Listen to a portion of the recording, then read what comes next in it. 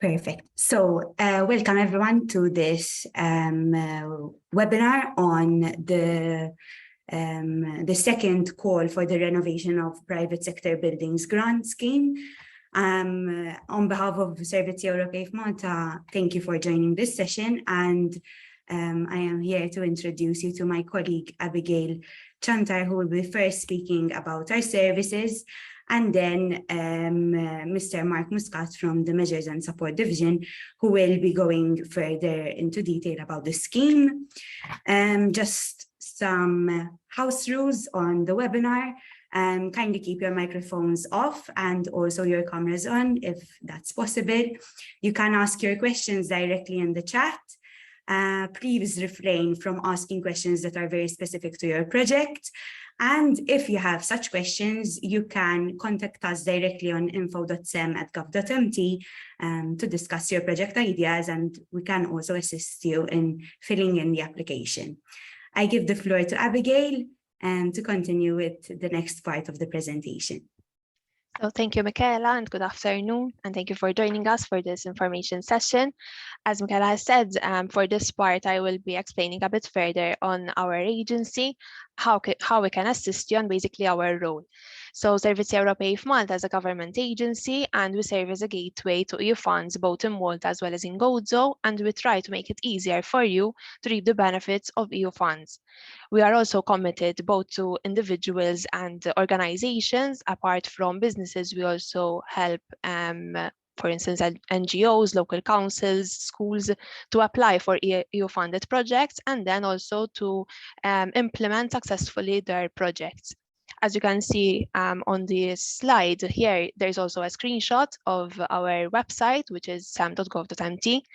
I encourage you to make use of this website because we update this weekly with any current open calls, and also you can you have the facility to get in touch with us to ask us any queries that you might have in relation to your funds, and you can also request a meeting so that we can discuss further. So moving on to how we can assist you, basically we do information sessions like this one where we collaborate with managing authorities, we explain our services and how we can guide you, and the managing authority will explain a bit further about the technicalities of that particular call. With regards to training sessions, we offer these throughout the year, both with regards to application writing as well as with project implementation support. As I have mentioned, we can also have one-to-one meetings with you to discuss your project idea or to discuss a particular call that is currently open. We offer the service of application writing and project implementation support, and I will be going through these two services in more detail later on throughout this presentation. So with regards to project development, we start by identifying your idea. We start to develop it and try to make it as competitive as much as possible. We understand the eligibility criteria because it is very important, because it might vary from one EU funding call to another. And therefore, we also support the organization that is going to apply to structure the project idea in terms of the needs analysis, the aims of the project that you have, the objectives, as well as the activities that you're going to implement, the impact that it is going to have on your organization or in general, and the evaluation that you're going to do during the project as well as afterwards.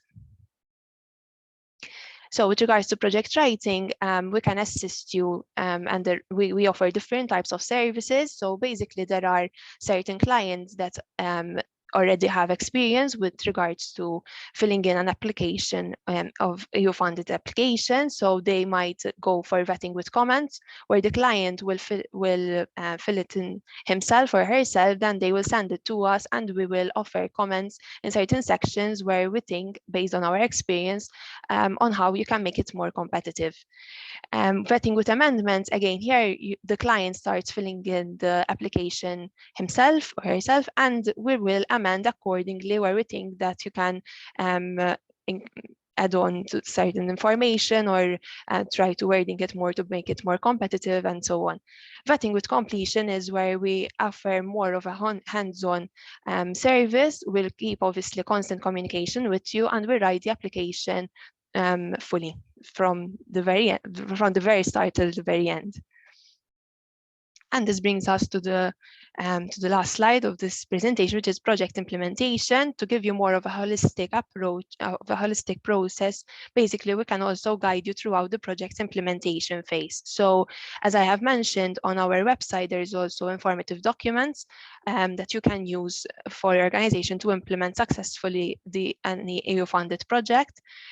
We offer support with key phases of project implementation, for instance, in preparation of signing the grant agreement, the documents that you need to retain in case if there are any audits or spot checks. We can also help you with the final report, if you have any issues with procurement, and so on and so forth. So basically, we offer this guidance throughout the project lifetime for proper implementation of EU-funded projects. Thank you. And now I leave the floor to Mark so that he can explain a bit more about this call. Thank you. Thank you. My name is Mark Muscat. I'm a program officer within the Measures and Support Division within the Ministry for the Economy, European Funds and Lands. And I am now going to share the screen, which is what you are looking for. So, screen. And if you could just confirm that the screen is being shared before I start. Excellent. Confirmed. So the Measures of Support Division was set up in June 2015, and its role is to administer grant schemes for businesses under the RDF. And since the Recovery and Resilience Plan was approved, we are also in charge of implementing 2 investment reforms, one of which covers the scheme that we are talking about today, the retrofitting and energy efficiency for private sector buildings. These are all fall within the umbrella of the Business Enhanced schemes. And this particular scheme falls under Component 1 of the Recovery and Resilience Plan and Investment 1 as well. So what does this scheme cover, and what are its stated outcomes? Its objective is to improve energy efficiency, reduce energy demand, lower carbon emissions, and limit energy waste through the retrofitting of private sector buildings. Now, when we say private sector buildings, essentially we mean commercial buildings here. The budget allocated under the scheme is for a total of 20 million euros, and the area to be financed under this investment shall be of at least 40,605 square meters. Call 1 of the scheme was offered from 1st of July until the 4th of November last year, and call 2 opened on the 1st of March and will close on the 28th of April of this year. Any approved investments under the scheme must be concluded either within 24 months or by not later than the 31st of December 2025, whichever comes the earlier, pardon me. So the scheme is specifically intended and earmarked to target existing building stock and not construction of new buildings. All enterprises are eligible for aid. This is a slight difference with most of our schemes, where generally only SMEs are eligible for this scheme. Large enterprises are indeed eligible. There are a number of exclusions, mostly related to sectors, but large enterprises are indeed eligible for aid. If the same undertaking wishes to benefit under different projects, essentially under different addresses, then separate applications need to be submitted. And aid under the scheme shall be granted under Article 38A of the GBER. That is, it does not fall within the de minimis regulation, which limits aid to be received by the undertaking to 200,000 over a period of 3 years. So let's get down to brass tacks. The deliverable for the scheme is actions which reduce the primary energy demand of the building by reducing the energy specifically used for heating, cooling, ventilation, hot water, and lighting. The maximum grant shall be capped at 1 million per undertaking and 350 euros per meter squared. Now, the table at the bottom part of the slide lists the amount of heat intensity that can be given depending on a number of factors, whether you're based in Gozo or you're based in Malta, how large the undertaking is, and the PED reduction, the percentage of PED reduction which is reached. So essentially, if you are an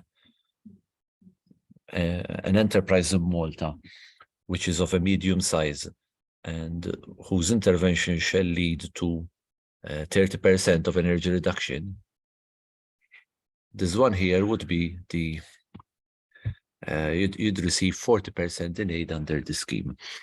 There are various computations. I'm not going to go through them so as not to bore you stiff, essentially. Now, as already outlined, the actions shall be linked to retrofitting, and they have to either reduce the primary energy demand of the building via energy for heating, cooling, ventilation, hot water, and lighting, as well as interventions on the building envelope that reduce the energy demand required. Among the ineligible costs are investment in renewables. Therefore, items such as photovoltaics and solar water heaters would not be eligible for assistance from the scheme. Any other costs which do not directly lead to an achievement of the higher level of energy efficiency, which is the outcome, which is the aim of the scheme, as well as any investment which is intended to bring the building in compliance with EU standards. So, as already outlined, a reduction of the primary energy demand of at least 30% is to be achieved. If this reduction is not achieved at the end of the project, the amount spent by the beneficiary will not be reimbursed. Implemented actions need to respect and fulfill the criterion under the Recovery and Resilience Facility regulation named the Do No Significant Harm, about which there is a slide later on. It's important also to note that at least 70% by weight of the waste, which is non-hazardous related to construction and demolition, shall be prepared for reuse, recycling, and other material recovery. And as with all our schemes, any expenditure is to be procured from sources which are external and unrelated to the applicant. Moreover, for any investment approved, they have to be maintained for at least 3 years for SMEs and at least 5 years for large enterprises, further to the completion of the project. Now, with regards to the no significant harm principle, there are 6 environmental objectives under this principle, 4 of which apply under the scheme: climate change mitigation, climate change adaptation, transition to a circular economy, including waste prevention and recycling, and pollution prevention and control. Within the application, applicants shall confirm that the answer is no, and provide an explanation as to why the answer is no, essentially. So let's move forward towards planning on how your application will be drafted. It's important to identify the investment or investments which might potentially be considered, which will, of course, reach the minimum 30% primary energy demand reduction. Another thing that is to be undertaken is to, I beg your pardon, is to obtain an asset rating energy performance certificates. More information about this is available on the guidance notes in section 4.3.2. One is also to secure a statement by a warranted architect or engineer to determine whether the building complies with the existing regulations, minimum energy performance regulations. And another statement is also required from an architect or an engineer to A, list the interventions being proposed, and B, how these will lead to the projected reduction in primary energy demand. Finally, for every intervention envisaged, one is to provide the necessary market testing. Market testing is a synonym of quotation. Essentially, for every item that you want us to finance, you will need to provide a quotation or perhaps a BOQ, a bill of quantities, which will indicate how much that a particular item shall cost, so that any amount being financed by us is based on market value. One is also to acquire the necessary tax compliance certificate, which should indicate that the applicant has no pending liabilities and no pending returns. In cases where beneficiaries have, where applicants have tax agreements in which they have committed to pay a certain amount per month, we also accept it as long as all the installments so far have been paid. For enterprises and for self-employed individuals, financial statements are necessary for companies, partnerships, whereas for individuals, income tax returns for the last 2 years will be necessary. In cases where permits are required for the successful implementation of the project, these are of course also necessary. Evidence of private match financing is another thing which is required.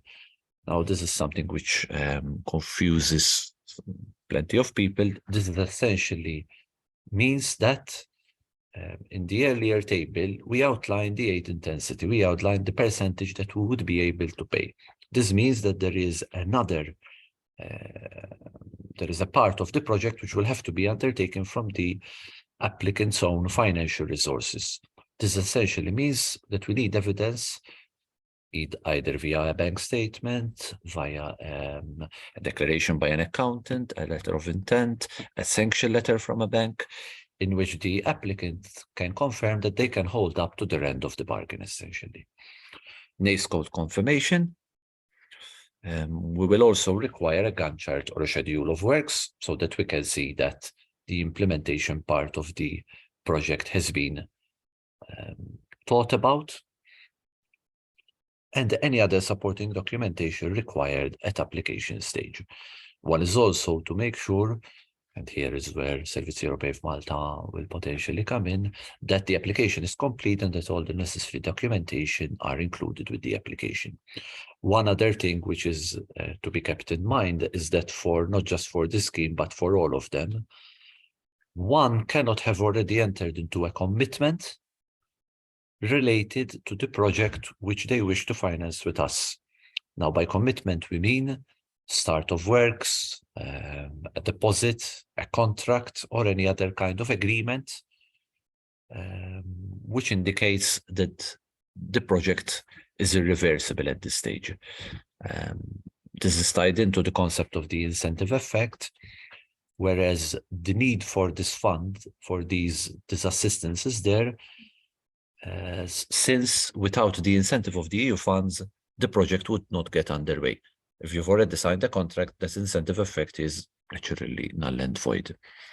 Now, on the fondi.eu website, there are these 4 documents. The guidance notes for the scheme is the framework for the scheme. It tells you what is eligible, who is eligible, what documents you would need, the selection criteria, whereas the evaluation of the project itself is assessed.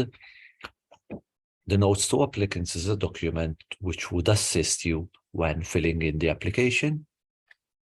Sample application form, that's what it says on the tin, and the guidelines for implementation is a document which will guide you on how to proceed once and if your project has been approved. Now, an important disclaimer, the scheme, as outlined a little bit earlier, falls under the General Block Exemption Regulation. We understand that an update of this regulation is pending and that it should be entering into force in the coming months. Any application received cannot be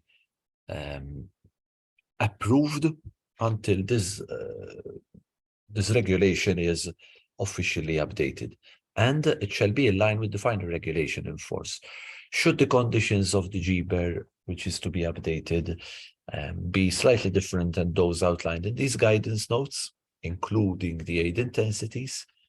Any grants will be awarded based on the provisions of the final GBER.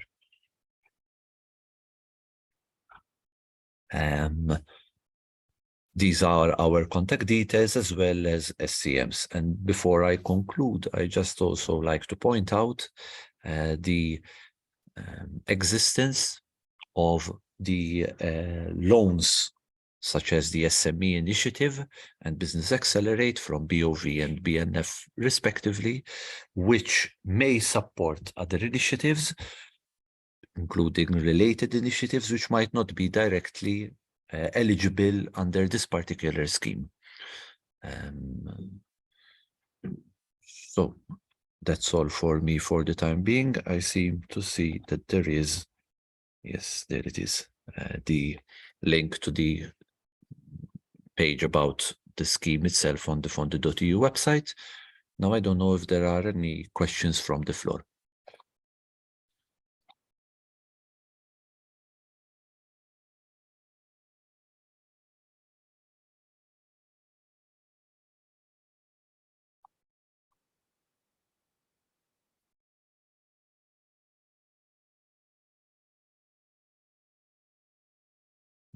Seems like the message got either got through very well or didn't get through at all. I hope it's the former rather than the latter. Hello, I have a question if you don't mind. Sure, fire away. The premises, Yes. does it make a difference whether it's rented or it has to be? No difference at all. Two things to keep in mind. A, you need to still be maintaining the investment as outlined in this slide within 3 years of the project being concluded if you are an SME. So if you submit an application now and you are awarded in May and the project ends in May 2024, you would still need to be maintaining the investment by May 2027. When you say maintaining the investment, practically Well, occupying the premise.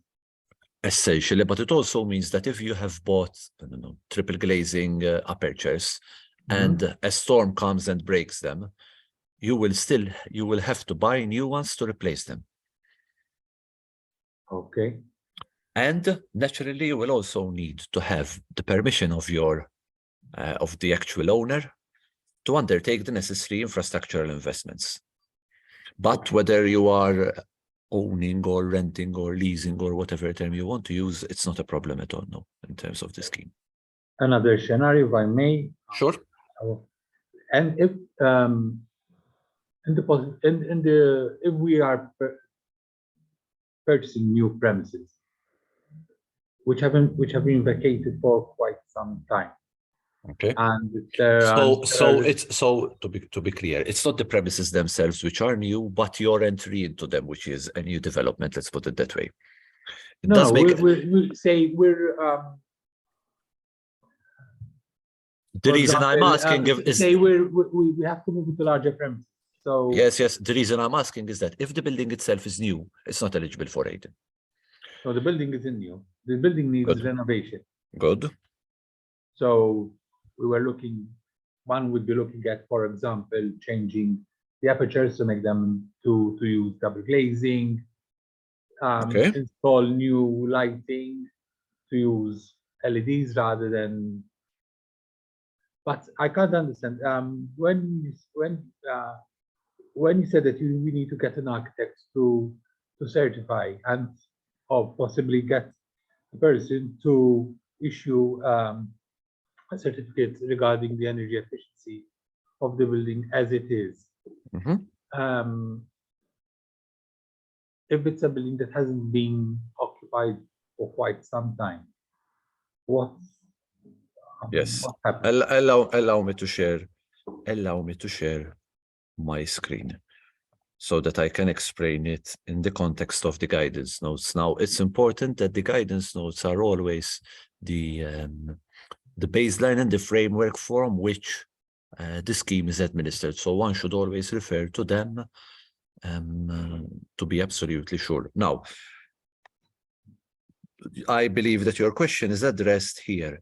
Now, it might be the case that the building in question is in a dilapidated, rundown, or whichever similar adjective you wish to use, in a state, in a similar state, and therefore your intervention will lead to it being compliant with the existing requirements, let's put it that way. In that case, the statement by the warranted architect shall include a precise renovation plan and timetable, which demonstrates that the assistance that you will be getting with us is at least sufficient to ensure compliance. Ideally, it exceeds these minimum energy performance standards. So if the legal requirement for a building of that kind is to have double glazing apertures, for the sake of the argument, we cannot finance single glazed apertures, but we can finance both double, triple, and so on and so forth. Does that answer your question? Because I wasn't sure whether this scheme is to increase energy efficiency by 30%. It's technically, So, I want to be precise. It's not increasing energy efficiency by 30%, but reducing primary energy demand by 30%. People who are more technical than me have explained to me that there is a difference between the two. I'm not exactly sure. I'm definitely not technical. That's why I'm asking. So if the property is currently in a state that it's not energy efficient at all, it's not energy efficient at all. Okay. The fact that we would be doing renovations to the building to make it energy efficient, we would qualify. Yes, but the intervention itself would have to fall in. Starting from scratch. Yes. First of all, the this name of the scheme internally for us is the retrofitting scheme, which should give you a better context.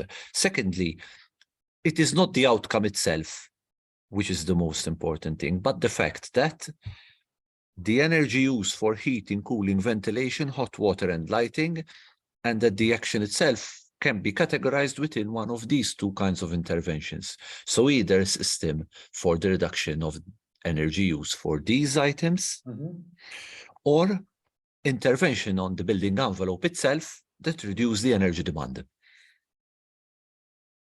Okay. Does that answer your query? Excellent. So I also see there was a message in the chat. In the presentation, you said that the building needs to be existing, not new. If an existing building is demolished and redeveloped, would that constitute a new building? If somebody tore my house down and put a new one up, I wouldn't call it my home. I would call it a home on the same building. So essentially, it's not the existing building. It's a new building outright in this particular scenario. Hope that answers Mr. Zambi's query. It does. Thank you. Excellent. Thank you.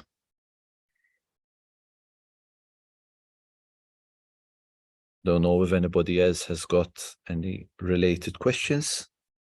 If there isn't any, because I wouldn't like to hog the session. If, however, the building is not demolished, but the word they use nowadays is gutted, as in they take off all the apertures, etc. Is there a definition somewhere of what would constitute? This is the exclusion within the guidance notes. So if it's an action on a new building, we cannot finance it. And if it's an extension of the existing building, say a new story, then it would definitely not be eligible. A new story wouldn't. Okay, fine. Okay. It's an extension of an existing building, right? Agreed. Yes. Or you're putting, I don't know, a room in the 7 garden. instead of 6, so it's an extension. 7 instead of 6. But if the building itself is there, but however it requires substantial works to retrofit in order to aid energy efficiency. Now, Depends on the example on the building itself, but it would seem to fit, yes, within the remit of this particular scheme. Okay, thank you. Thank you.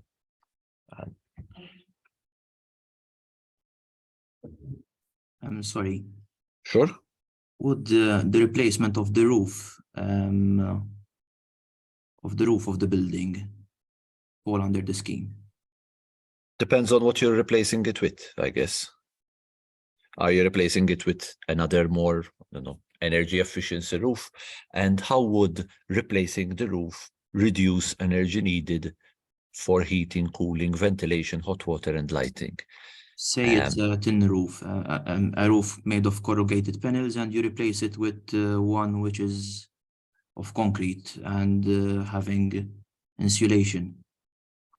And would it alone reach the reduction of 30% in primary energy demand? I don't know. Yes, that's why I mentioned it. Also, would the installation of a new roof reduce energy use for heating, cooling? So essentially, what you have to frame every kind of intervention that you have in mind is within the context of this eligible expenditure.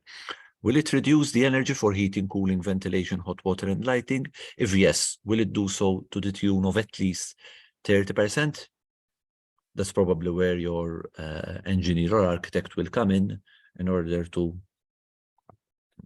help you understand whether this is achievable or not. I would also like to ask, is this assessment that is conducted by the architect, can it be included in the well, we mentioned earlier in the presentation that a statement by an architect or an engineer needs to provide it, A, outlining the list of interventions, and B, explaining how these will assist towards the achievement of the reduction in primary energy demand. But yes. But the fee of the architect itself, is it No. claimable? No. Thank you. These are the expenditure which is eligible. The fee itself, no, will not be eligible.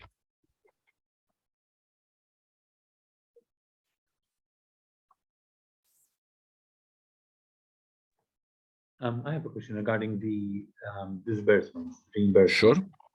Will a reimbursement be made once all the works are completed, or can it be claimed piecemeal as we go along? The intention is to have the claim for reimbursement disbursed once the whole project has been accomplished. Now, I stand to be corrected on this, and I'll be sure to check internally and revert if need be. However, if we reimburse part of the intervention and then the 30% reduction is not achieved, we would have to claim all the money back, essentially. So my understanding is that this is not possible. However, I'll need to be absolutely sure to be sure that I'm not misguiding you. No, I wasn't meaning that, for example, we plan to do a certain amount of works, we do half of them and we stop.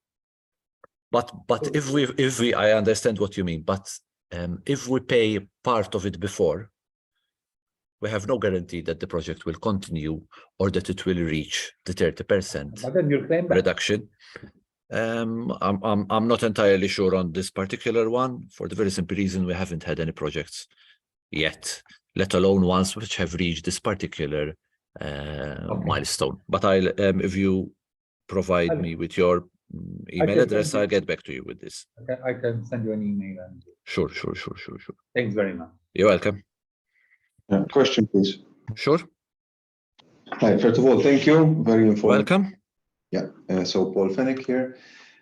Just to my knowledge, the EPC for non-dwellings is a performance-based certificate. Okay, so when we say that the 30% has been reached, okay, it is only at the point that the specifications of the materials or the chillers or the heating are provided and inputted into application.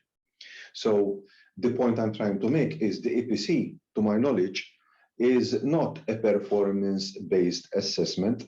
Okay, just to be clear, because we are saying here when we know that it has been reached. Okay, The engineer or whoever is doing the EPC will get the information from the equipment on the COPs and whatever, but it's not performance-based, just to be clear. So it's only getting into the EPC, the performance and the efficiency and the parameters, okay, as applied by the particular manufacturer of the equipment. I'm afraid I'll have to be very honest here. Most of that went completely over my head. And however, I did get, I'm being hyperbolic for the sake of the argument. However, in a nutshell, a washing machine, right? Today, you buy it, it's AAA. That's what you're putting in the PC, yeah? You are not actually then operating it and testing that it's giving you a AAA performance. This is my point. All right. This is how the software is set up. So I'm not criticizing anyone here, but I'm just making a point until we know, because you would know when a revised EPC non-dwelling, right, is issued. Exactly. And that is, we ask for an EPC prior to application, and we ask for an EPC subsequent to the implementation, so that we can compare and contrast and see if the 30% has been achieved.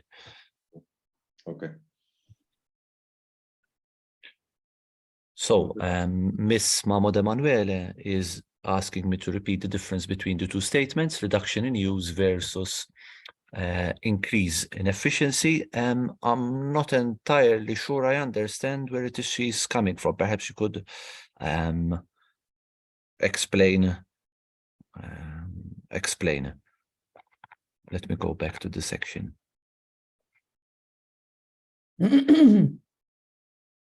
Miss Mahmoud Emanuele?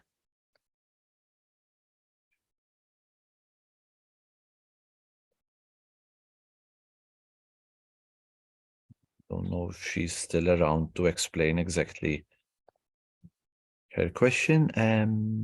Miss Mahmoud Emanuele, you still there? I think she's answered you in the chat. I don't have a camera or a microphone, so let me. There is a difference between reducing by 30%. I'm afraid I still don't understand the question. Perhaps you could submit the query via email or give me a call when you have an access to a telephone, because I'm not understanding the query. I'm afraid, sorry.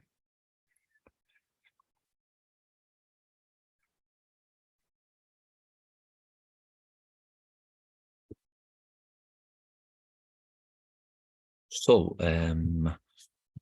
with regards to the earlier question, I can confirm that no interim claim for reimbursement will be possible, so that the whole project will have to be undertaken, operational and financed before a claim for reimbursement can be submitted and accepted from our end. Okay, thanks. You're welcome.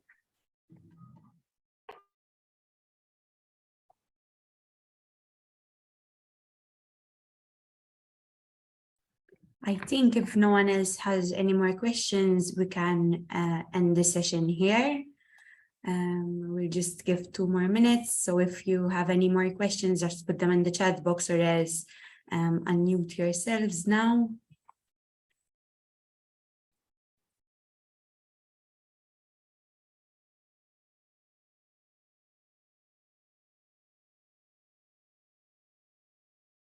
Okay, in the meantime, I've also put a feedback form on the session, just to give us some feedback on what you thought about the session. And also you can input there your email, so we can reach out to you if you have any queries regarding the scheme.